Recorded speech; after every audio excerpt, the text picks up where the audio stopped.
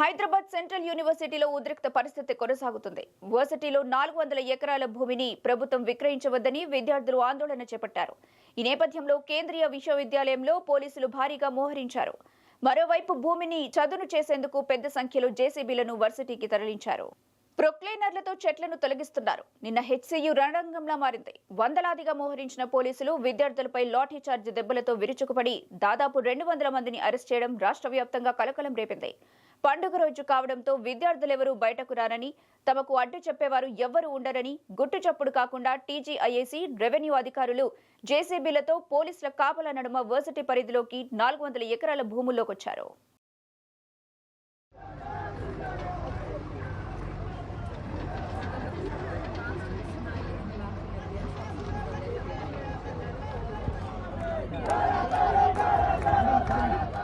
దట్టమైన పొదలు చెట్లను పెకిలించసాగారు.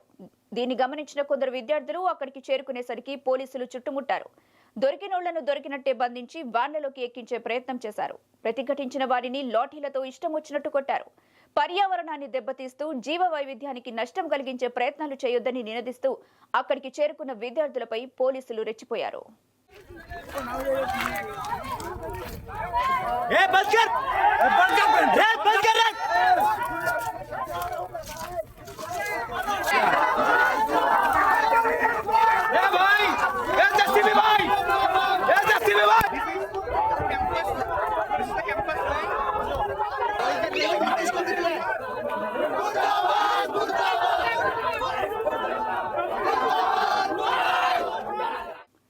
కాళ్లు చేతులు పట్టుకుని నేలపై ఈడ్చుకెళ్లి వ్యాన్లలోకి ఎక్కించారు. అరెస్టులను అడ్డుకునేందుకు ప్రయత్నించిన వారిని వర్సిటీలో పరిగెత్తిస్తూ మరీ లాఠీలతో చితకబాదారు.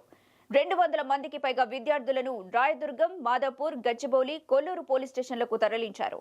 ఠాణాలకు తరలించే క్రమంలో ఎక్కడికి తీసుకెళ్తున్నారో చెప్పాలని అడిగినందుకు హెల్మెట్లు, ప్రొటెక్షన్ షీల్డ్తో విచక్షణారహితంగా కొట్టారు. కొందరు పోలీసులు తమను బూతులు తిట్టారని విద్యార్థులు ఆవేదన వ్యక్తం చేశారు.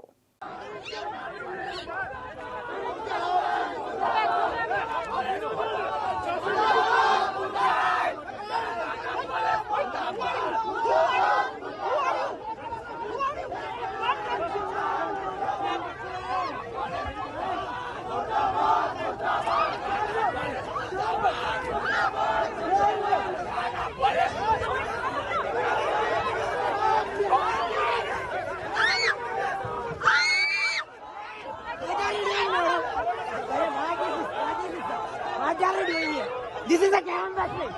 What are you doing? Have some shame. Have some shame, sir. ऐसे पकड़ के लग रहा है मेरा हाथ मैं कुछ भी नहीं हाथ हैं?